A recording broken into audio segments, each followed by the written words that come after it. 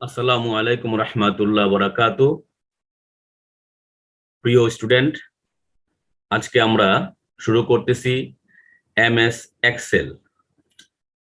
MS Excel এই প্রোগ্রামটি মূলত হিসাব নিকাশের জন্য বেশি ব্যবহৃত হয়ে থাকে। আমরা যাবতীয় হিসাব নিকাশ, যোগ বিয়োগ, গুণ ভাগ, রেজাল্ট শিট তৈরি করা, স্যালারি শিট তৈরি করা ইত্যাদি যাবতীয় কাজগুলো আমরা এমএস এক্সেল এর মাধ্যমে করতে পারি। তো এমএস এক্সেল অফিসিয়াল প্রোগ্রামের মধ্যে অত্যন্ত গুরুত্বপূর্ণ একটি প্রোগ্রাম। এটা আমাদের সবার জানা দরকার। তো আমি আজকে তোমাদেরকে বেসিক এমএস এক্সেল সম্পর্কে আলোচনা করব। চলো আমরা ক্লাসে চলে যাই। এটি হচ্ছে এমএস এক্সেল এর একটি ওয়ার্ক বুক বলা হয় এটাকে, এমএস এক্সেল এর ওয়ার্ক বুক। তো এখানে আমরা এর পরিচিতিগুলো আজকে দেব আমি। দেখো, প্রথমে যে বারটা আছে লাল রঙের, এটা হচ্ছে টাইটেল বার। এখানে ওয়ার্কবুকের এমএস এক্সেল এর আমি যে বইটা তৈরি করব এর নাম থাকে, যেমন এখানে বুক 1 লেখা আছে, মাইক্রোসফট এক্সেল। দ্বিতীয় বারটিকে বলা হয় মেনু বার, এখানে মেনু থাকে। আর 3 নাম্বার এই বারটাকে বলা হয় রিবন। এরপরে এই খালি জায়গাটাকে বলা হয় ফর্মুলা বার, এখানে আমরা ফর্মুলা টাইপ করি, লিখি।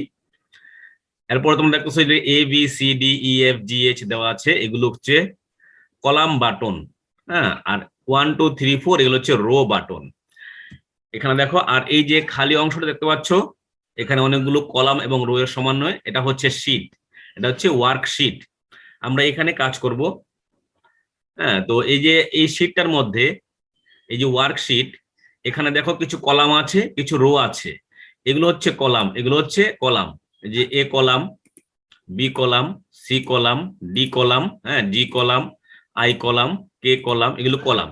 আর এগুলো হচ্ছে রো বা সারি, 2 নাম্বার সারি, 4 নাম্বার সারি, 6 নাম্বার সারি, 8 নাম্বার সারি, হ্যাঁ এরকম এগুলো হচ্ছে সারি। আর এই যে ছোট ছোট গড়গুলো দেখতে পাচ্ছ, এগুলো হচ্ছে সেল। এগুলো হয় কি সেল, এই যে ছোট গড়গুলো, এটা হচ্ছে সেল, এটা বলা হয় সেল। আচ্ছা, তো আমার সেলের নামটা কিরকম দিয়ে থাকি? যেমন ধরো এই যে এটা, এই সেলের নামটা কি? এটা আছে বি কলামে, এবং এটা হচ্ছে বি কলামে এবং 3 নাম্বার রোতে। তো এর নাম হচ্ছে বি3। এর নাম কি? বি3। দেখো এখানে লেখা উঠছে বি3, ঠিক আছে? এর নাম হচ্ছে বি3। তাহলে এটার নাম কি?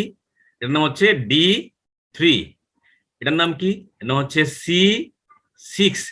তো প্রত্যেকটা সেলের ভিন্ন ভিন্ন নাম আছে।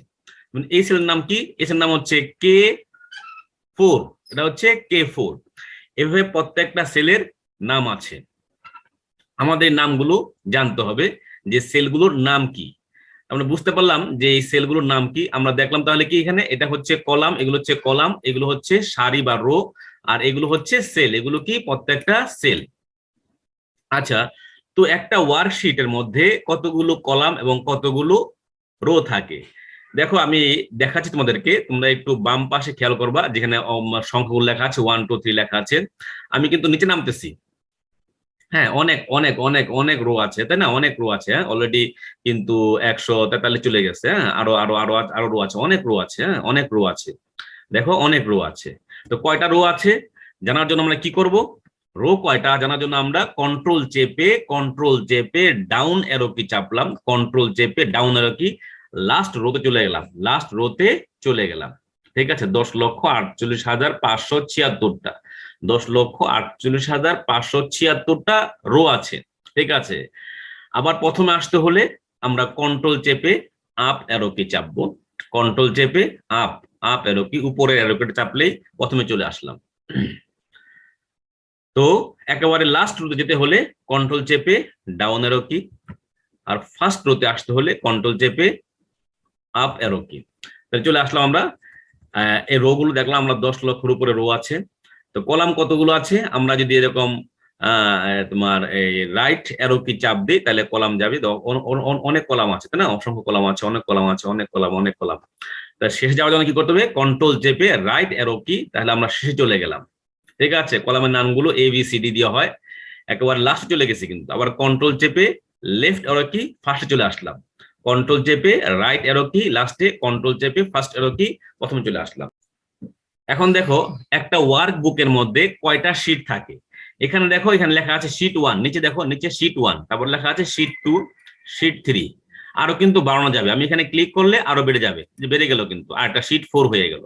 এইভাবে আমরা শীট বাড়াতে পারি। এভাবে শীট 5 হয়ে গেল। ঠিক আছে, আমরা এভাবে শীট বাড়াতে পারি। তো এগুলো হচ্ছে 1 নাম্বার শীট, এটা 1 নাম্বার শীট, এটা 2 নাম্বার শীট, এটা 3 number sheet, 4 number sheet, 5 number. আমরা কিন্তু শীট বাড়িয়ে দিলাম। আসলে এখন দেখি আমরা, এই যে আমি একটা শীট তৈরি করব, আমি একটা এমএস এক্সেল এ একটা শীট তৈরি করব। এই শীটের নামটা আমি কি দিব? আমি শীট 1 লেখা আছে, আমি এটার নামটা চেঞ্জ করে দিচ্ছি। হ্যাঁ, আমি এখানে এখানে মাউস পয়েন্টার রেখে রাইট বাটনে ক্লিক করলাম। মাউস পয়েন্টার রেখে আমরা রাইট বাটনে ক্লিক করার পরে তারপর এখানে রিনেম আছে, রিনেমে ক্লিক করলাম। রিনেমে ক্লিক করার পর এটা ব্লক হয়ে গেছে। এখন আমি নাম দেব, এখন এটার আমি নাম দেব। আমি কি নাম দিব? মুসাব নাম দিলাম। ধরো মুসাব নাম দিলাম। তাহলে এই শীটের নাম হয়ে গেল কি? মুসাব। ঠিক আছে, এন্টার দিলেই হয়ে গেল। তাহলে এই শীট 1 ছিল, এটার নাম হয়ে গেল মুসাব। এভাবে আমরা শীটের নামটা চেঞ্জ করতে পারি। এবার শীট 2, শীট 3 প্রত্যেক নাম চেঞ্জ করতে পারি। ধরো কোন একটা শীট আমার দরকার নাই, মুছে ফেলবো। ধর 5 নাম্বার শীটটা দরকার নাই, মুছে ফেলবো। তাহলে আমরা কি করবো? এটাকে রাইটে, মানে মাউসের রাইট বাটনে ক্লিক করব। রাইট বাটনে ক্লিক করে যে ডিলিট আছে, ডিলিট, এই ডিলিটে ক্লিক করলেই বাস মুছে গেল। 5 নাম্বার শীটটা এখন আর নাই। তাহলে শীটটা আমরা বাড়াতে পারি, শীট আমরা কমাতে পারি। ঠিক আছে, এখানে ক্লিক করলে, ইনসার্টে ক্লিক করলে শীট বেড়ে যাবে। আর আমরা এটা রাইট বাটনে ক্লিক করে ডিলিটে ক্লিক করলে শীটটা কমে যাবে, মুছে যাবে। ঠিক আছে, আমরা এভাবে একটা শীট বাড়াতে পারি এবং শীট কমাতে পারি। আশা করি এই জিনিসটা বুঝতে পেরেছো। আচ্ছা, চলো আমরা এখন দেখি ব্লক করার সিস্টেম কি। আমি কলামে, মনে করো এটা হচ্ছে একটা কলাম, আমি পুরা কলামটা ব্লক করব। তাহলে এখানে এর উপরে এরকম মাউস পয়েন্টার রেখে ক্লিক, একই ভাবে ধরো যে বিতে ব্লক করব, বিতে ক্লিক করলে বি ব্লক হয়ে গেল, ডিতে ক্লিক করলে ডি ব্লক হয়ে গেল। আমি একসাথে অনেকগুলো কলাম ব্লক করব, একসাথে অনেকগুলো কলাম ব্লক করবো। এক্ষেত্রে আমি এর উপর মাউস পয়েন্টার রেখে আমি এটাকে ড্রাগ করব। হ্যাঁ, আমি ড্রাগ করবো। এবার ড্রাগ করলে কিন্তু সবগুলো কলাম একসাথে ব্লক হচ্ছে। ঠিক আছে, একইভাবে রো ব্লক করব কিভাবে? রো ব্লক করার সিস্টেম হচ্ছে, আমি 1 এর উপর মাউস পয়েন্টার রেখে ক্লিক করলে একটা রো ব্লক হয়ে গেল। হ্যাঁ, 4 ক্লিক করলে একটা রো ব্লক হয়ে যাবে। আর একাধিক রো ব্লক করার জন্য আমি একইভাবে এখানে মাউস পয়েন্টার রেখে আমি যদি ড্রাগ করি তাহলে একাধিক রো ব্লক হয়ে গেল। আশা করি বুঝতে পেরেছো। এখন আসি আমরা ভিন্ন ভিন্ন কলাম, ভিন্ন ভিন্ন রো আমরা ব্লক করতে চাচ্ছি। তাহলে আমি কন্ট্রোল চেপে ধরবো, এক আঙ্গুলে কন্ট্রোল চেপে ধরবো, এক আঙ্গুলে কন্ট্রোল চেপে ধরলাম।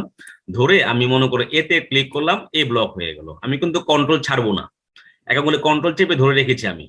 তারপরে ক্লিক করলাম সিতে, সি ব্লক হয়ে গেল। বি কিন্তু ব্লক হয়নি। ক্লিক করলাম জিতে, জি ব্লক হয়ে গেল। হ্যাঁ, মাঝখানগুলো কিন্তু ব্লক হয়নি।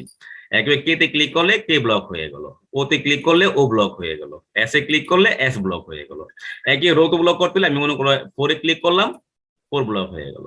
এটা ব্লক করলাম, ক্লিক করলাম, 8 ব্লক হয়ে গেল। 12 তে ক্লিক করলে 12 ব্লক হয়ে গেল। হ্যাঁ, 19 এ ক্লিক করলে 19 ব্লক হয়ে গেল। এভাবে আমরা, হ্যাঁ, 23 এ ক্লিক করলাম, ব্লক হয়ে গেল।